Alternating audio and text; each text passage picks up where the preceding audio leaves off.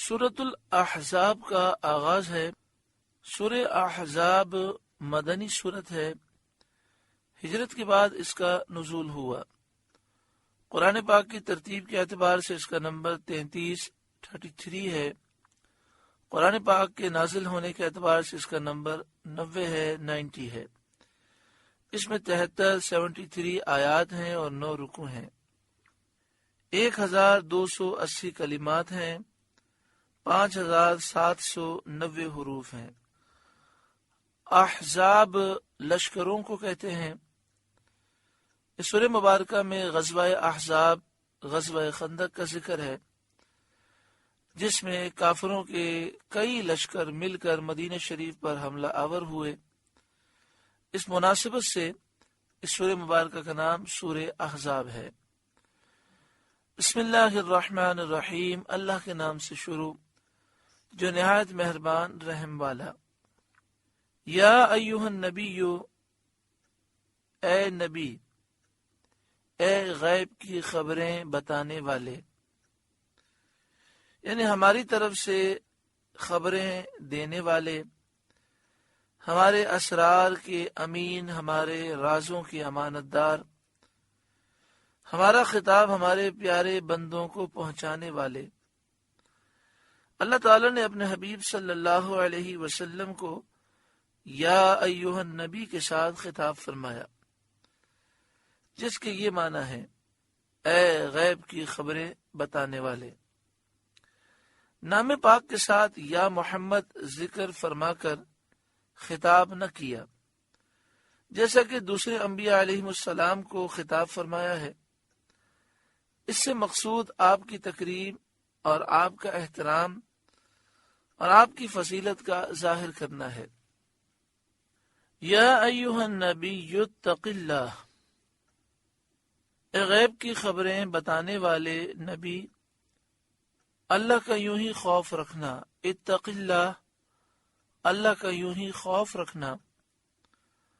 ولا تطع الکافرین والمنافقین، اور کافروں اور منافقوں کی نہ سننا۔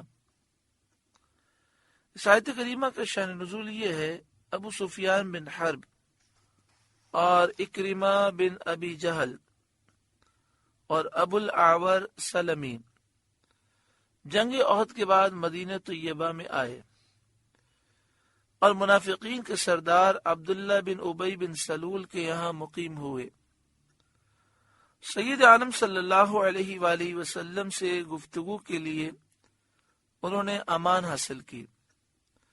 نبی اکرم صلی اللہ علیہ وآلہ وسلم نے انہیں امان دی تو انہوں نے یہ کہا کہ آپ لات، عزا، منات وغیرہ بتوں کو جنہیں مشرکین اپنا معبود سمجھتے ہیں کچھ نہ فرمائیے، اور یہ فرما دیجئے کہ ان کی شفاعت ان کے پجاریوں کے لیے ہے، اور ہم لوگ آپ کو اور آپ کے رب کو کچھ نہ کہیں گے۔ انہوں نے کہا کہ آپ بتوں کو کچھ نہ کہیں اور یہ کہہ دیں کہ بت کے جو پجاری ہیں وہ بتوں کی شفاعت پائیں گے، تو ہم آپ کو بھی کچھ نہیں کہیں گے، آپ کے رب کو بھی کچھ نہ کہیں گے۔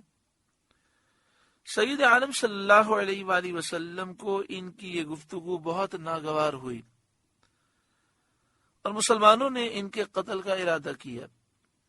سید عالم صلی اللہ علیہ وآلہ وسلم نے قتل کی اجازت نہ دی اور فرمایا کہ میں انہیں امان دے چکا ہوں، اس لیے قتل نہ کرو، مدینہ شریف سے نکال دو۔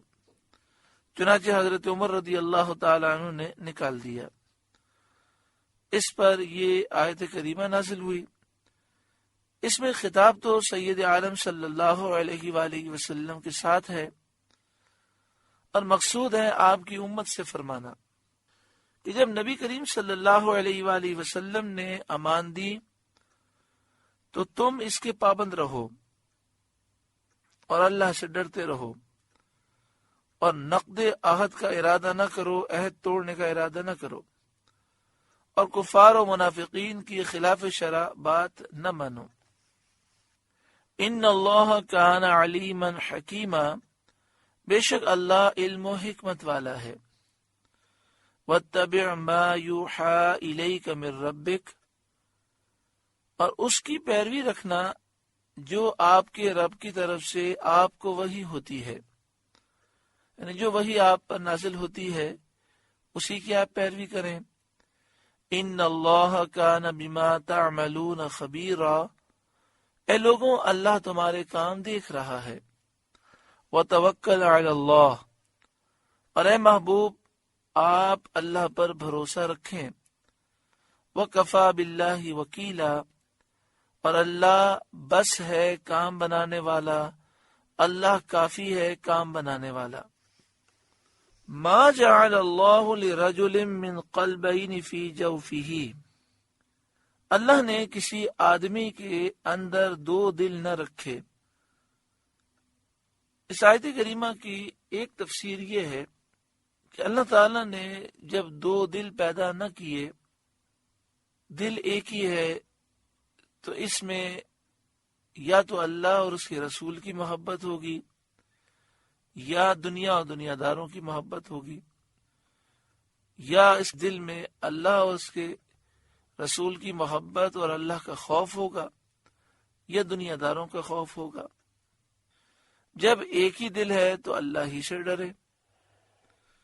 اس آیت کریمہ کا شان نزول یہ ہے کہ ابو معمر حمید فہری کی یادداشت اچھی تھی، جو سنتا تھا یاد کر لیتا تھا۔ قریش نے کہا کہ اس کے دو دل ہیں، جبھی تو اس کا حافظہ اتنا قوی ہے۔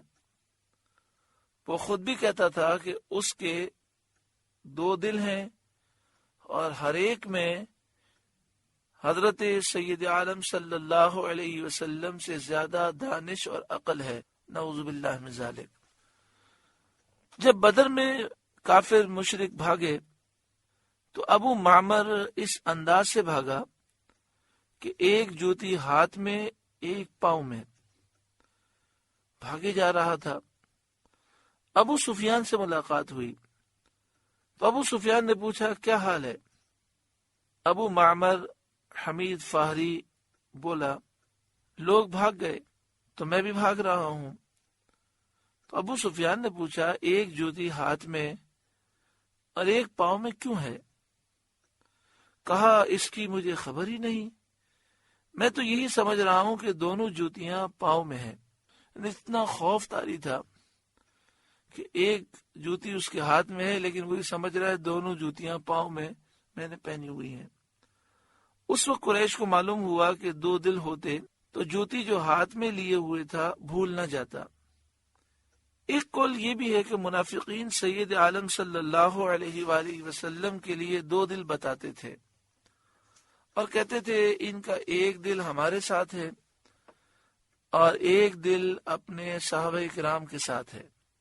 ما جعل اللہ لرجل من قلبین فی جوفہ، اللہ نے کسی آدمی کے اندر دو دل نہ رکھے۔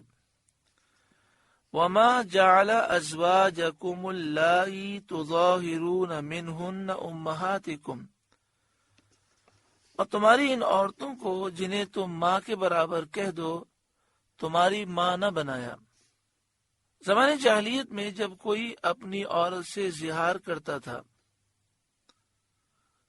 تو وہ لوگ اس زہار کو طلاق کہتے اور اس عورت کو اس کی ماں قرار دیتے تھے۔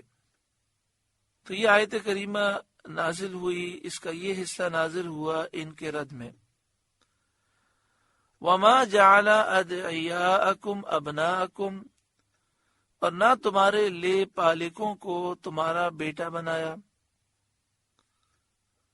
جب کوئی شخص کسی کو بیٹا کہہ دیتا تھا تو اس کو حقیقی بیٹا قرار دے کر وراثت میں شریک ٹھہراتے اور اس کی بیوی کو بیٹا کہنے والے کے لیے سلبی بیٹے کی بیوی کی طرح حرام جانتے، جس طرح انسان کی بہو حرام ہوتی ہے تو منہ بولے بیٹے کی بیوی کو بھی حرام سمجھا جاتا۔ تو ان سب کے رد میں یہ آیت کریمہ نازل ہوئی۔ زہار سے کیا مراد ہے؟ زہار بیوی کو ایسی عورت سے تشبیہ دینا جو ہمیشہ کے لیے حرام ہو، جیسے ماں سے تشبیہ دینا کہ ماں سے نکاح نہیں ہو سکتا، بہن سے، بیٹی سے تشبیہ دینا، بیوی کو ایسی عورت سے تشبیہ دینا جو ہمیشہ کے لیے حرام ہو، اور یہ تشبیہ ایسے عضو میں ہو جس کو دیکھنا اور چھونا جائز نہیں ہے۔ مثلا اپنی ماں کے پیٹ کو چھونا دیکھنا جائز نہیں ہے۔ تو کسی نے اپنی بیوی سے یہ کہا کہ تو مجھ پر میری ماں کی پیٹھ یا پیٹ کی طرح ہے، تو یہ زہار کرنے والا ہو گیا۔ زہار سے نکاح باطل نہیں ہوتا، لیکن کفارہ ادا کرنا لازم ہو جاتا ہے۔ کفارہ ادا کرنے سے پہلے عورت سے علیحدہ رہنا ضروری ہے اور اس سے فائدہ نہ اٹھانا ضروری ہے۔ زہار کا کفارہ ایک غلام کا آزاد کرنا، یہ میسر نہ ہو تو مسلسل 2 مہینے کے روزے، اور یہ بھی نہ ہو سکے تو 60 مسکینوں کا کھلانا ہے۔ حضرت صدر الافاضل علیہ رحمہ لکھتے ہیں، کفارہ ادا کرنے کے بعد عورت سے قربت اور تمتع حلال ہو جاتا ہے۔ یہاں پر لے پالک بیٹوں کا بھی ذکر کیا گیا، تو فرمایا کہ چاہے انہیں لوگ تمہارا بیٹا کہتے ہوں، لیکن اللہ تعالیٰ نے انہیں تمہارا بیٹا نہ بنایا۔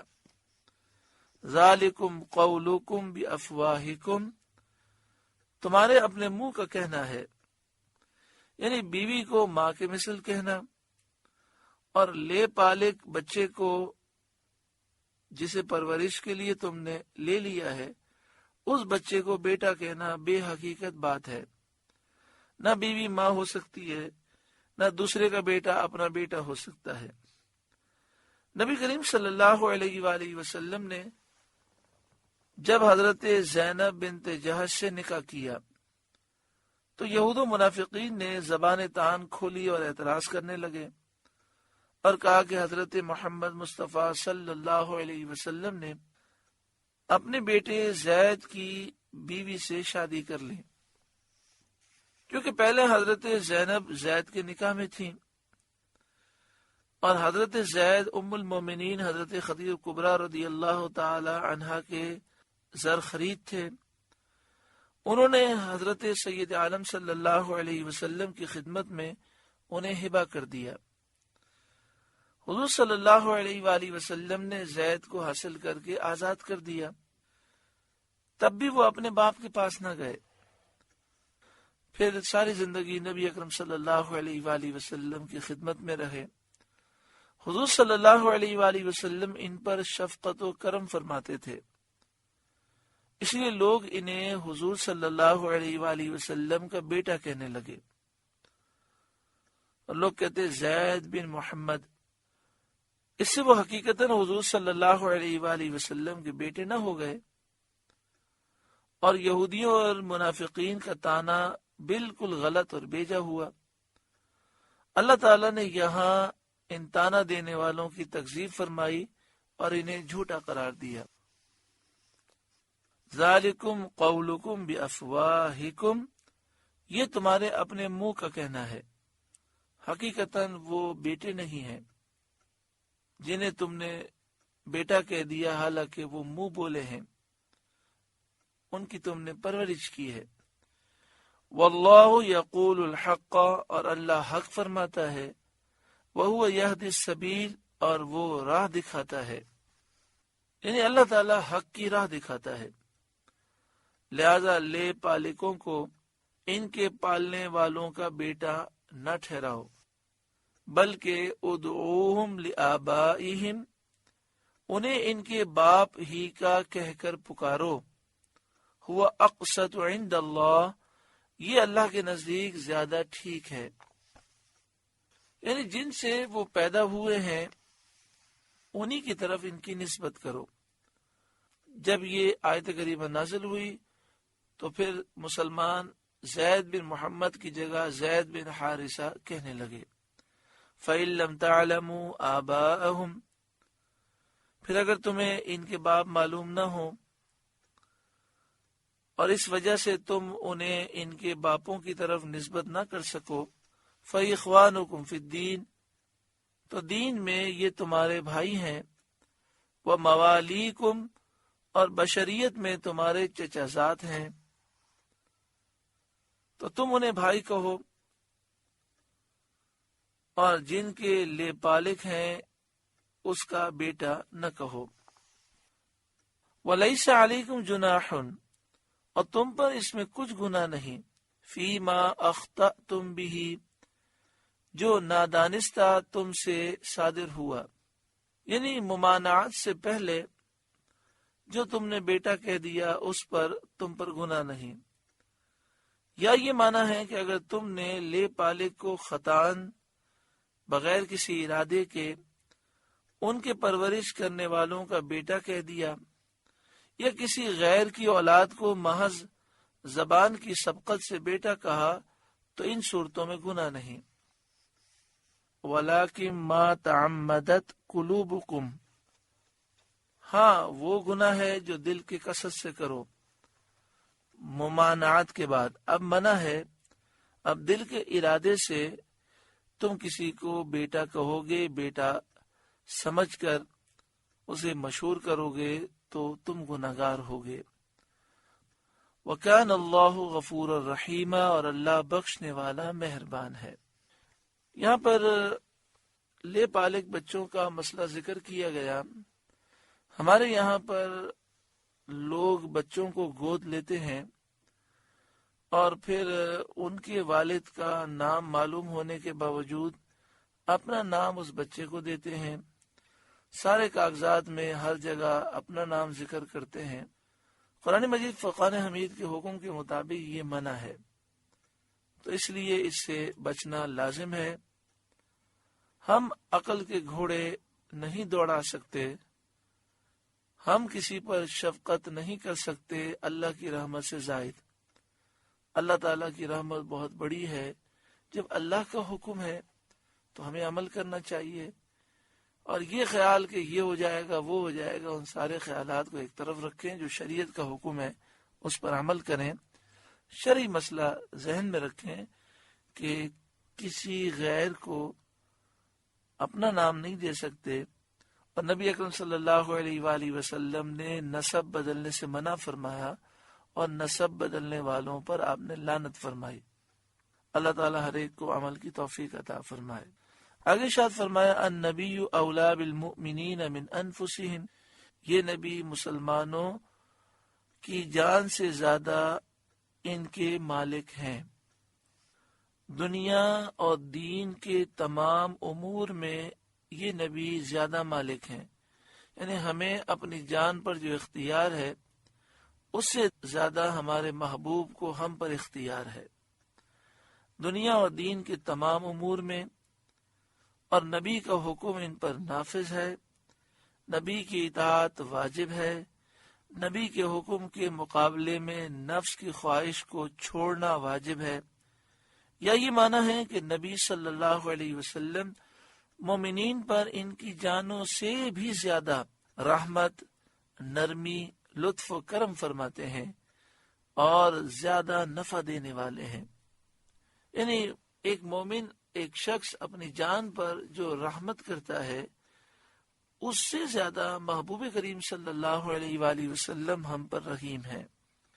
بخاری مسلم کی حدیث ہے، سید عالم صلی اللہ علیہ وسلم نے فرمایا، ہر مومن کے لیے دنیا اور آخرت میں سب سے زیادہ اولا میں ہوں، اگر چاہو تو یہ آیت پڑھو، النبی اولا بالمؤمنین۔ حضرت عبداللہ بن مسعود رضی اللہ تعالیٰ عنہ کی قرات میں من انفسہم کے بعد ہوا ابو لہم بھی ہے، یعنی وہ مومنوں کے باپ ہیں۔ مجاہد رحمت اللہ تعالی علیہ نے فرمایا کہ تمام انبیاء اپنی امت کے باپ ہوتے ہیں، اسی رشتے سے مسلمان آپس میں بھائی کہلاتے ہیں کہ وہ اپنے نبی کی دینی اولاد ہیں۔ وَأَزْوَاجُهُ أُمَّهَاتُهُمْ، اور نبی کی بیویاں مومنوں کی مائیں ہیں، مومنوں کی مائیں ہیں، تعظیم میں مائیں ہیں، حرمت میں مائیں ہیں۔ نکاح کے ہمیشہ کے لیے حرام ہونے میں مائع ہیں، یعنی جس طرح اپنی ماں سے نکاح ہمیشہ کے لیے حرام ہے، امہات المومنین سے ہر مومن کا نکاح حرام ہے۔ جس طرح ماں کی تعظیم حرمت ہے، ایسی اس سے بڑھ کر امہات المومنین کی تعظیم اور حرمت ہے۔ اس کے علاوہ دوسرے احکام میں مثل وراثت اور پردہ وغیرہ کے ان کا وہی حکم ہے جو اجنبی عورتوں کا ہے، یعنی امہات المومنین سے مسلمانوں کے لیے پردہ کرنا لازم ہے، امہات المومنین پر لازم ہے کہ وہ مسلمانوں سے پردہ کریں۔ اسی طرح وراثت کے معاملات ہیں کہ کسی مسلمان کا انتقال ہو جائے تو ایک ماں کا حصہ ہوتا ہے، ایسا حصہ امہات المومنین کے لیے وہ نہیں ہے، یا امہات المومنین کا انتقال ہو تو چونکہ مسلمان ان کے بیٹے ہیں روحانی طور پر، تو بیٹے کو جائیداد ملتی ہے، ایسا جائیداد کا سلسلہ نہیں ہوگا، کیونکہ وراثت کے معاملات میں اور پردے کے معاملات میں وہی حکم ہے جو اجنبی عورتوں کا حکم ہے۔ اسی طرح صدر افاضل مولانا نعیم الدین مراد آبادی علیہ رحمہ لکھتے ہیں، امہات المومنین کی بیٹیوں کو مومنین کی بہنیں اور ان کے بھائیوں کو مومنین کے ماموں اور ان کی بہنوں کو مومنین کی خالہ نہ کہا جائے گا۔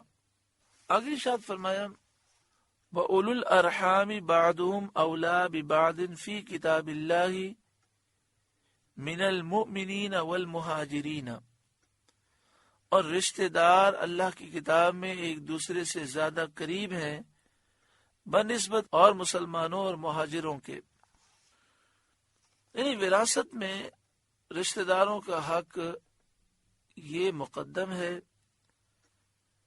اس سے معلوم ہوا کہ اولو الارحام ایک دوسرے کے وارث ہوتے ہیں، کوئی اجنبی دینی برادری کے ذریعے سے وارث نہیں ہوتا، الا ان تفعلوا الى اولیائکم معروفا، مگر یہ کہ تم اپنے دوستوں پر کوئی احسان کرو، اس طرح کہ جس کے لیے چاہو کوئی وصیت کرو، تو وصیت ثلث مال کی قدر میں توارث پر مقدم کی جائے گی، یعنی کسی نے وصیت کی تو تہائی مال تک اس کی وصیت جاری ہوگی، اور وراثت کی تقسیم بعد میں ہوگی، پہلے وصیت پر عمل ہوگا۔ یہ مسئلہ یاد رکھیں، وارث کے لیے وصیت قابل قبول نہیں، اور غیر وارث کے لیے وصیت ہوگی تو تہائی مال سے زیادہ میں وصیت جاری نہیں ہوگی، تہائی مال یا اس سے کم میں جاری ہوگی۔ اگر اس نے تہائی مال سے زیادہ وصیت کر دی تو تہائی مال تک جاری ہوگی، اس سے زائد جاری نہیں ہوگی۔ خلاصہ یہ کہ پہلے مال ذی الفروض کو دیا جائے گا، ذی الفروض رشتہ داروں کی ایک قسم ہے، پھر عصبات کو دیا جائے گا، پھر نسبی ذی الفروض پر رد کیا جائے گا، یعنی اگر عصبات کو دینے کے بعد بھی جائیداد بچے گی تو نسبی ذی الفروض پر جائیداد کا مال لوٹایا جائے گا، پھر ذوی الارحام کو دیا جائے گا، پھر مولا الموالات کو دیا جائے گا۔ کان ذالک فی الکتاب مستورا، یہ کتاب میں لکھا ہے، یعنی لوح محفوظ میں لکھا ہے۔ وَإِذْ أَخَذْنَا مِنَ النَّبِيِّينَ مِيثَاقَهُمْ، ارے محبوب یاد کریں جب ہم نے نبیوں سے عہد لیا، رسالت کی تبلیغ کا اور دین حق کی دعوت دینے کا عہد لیا، وَمِن کا اور آپ سے عہد لیا، وَمِن نوح اور نوح سے، وَإِبْرَاهِيمَ اور ابراہیم سے، وَموسیٰ اور موسیٰ سے، وَعِیسیٰ بن مریم اور عیسیٰ بن مریم سے۔ خصوصیت کے ساتھ نبی اکرم صلی اللہ علیہ وآلہ وسلم کا ذکر سب سے پہلے کیا گیا۔ وَمِن کا اور آپ سے عہد لیا خصوصیت کے ساتھ۔ سید عالم صلی اللہ علیہ وآلہ وسلم کا ذکر دوسرے نبیوں پر، انبیاء پر مقدم کرنا، پہلے اس کا ذکر کرنا، ان سب پر آپ کی افضلیت کے اظہار کے لیے ہے۔ وَأَخَذْنَا مِنْهُمْ مِيثَاقًا غَلِيظًا، اور ہم نے ان سے گاڑا پختہ عہد لیا۔ لِيَسْأَلَ الصَّادِقِينَ عَنْ صِدْقِهِمْ، تاکہ سچوں سے ان کے سچ کو سوال کریں، یعنی انبیاء سے اور انبیاء کی تصدیق کرنے والوں سے ان کے سچ کا سوال کریں، یعنی جو انہوں نے اپنی قوم سے فرمایا اور انہیں تبلیغ کی وہ دریافت فرمائیں، یا مومنین سے ان کی تصدیق کا سوال کریں، یا یہ معنی ہے کہ انبیاء کو جو ان کی امتوں نے جواب دیے وہ دریافت فرمائیں۔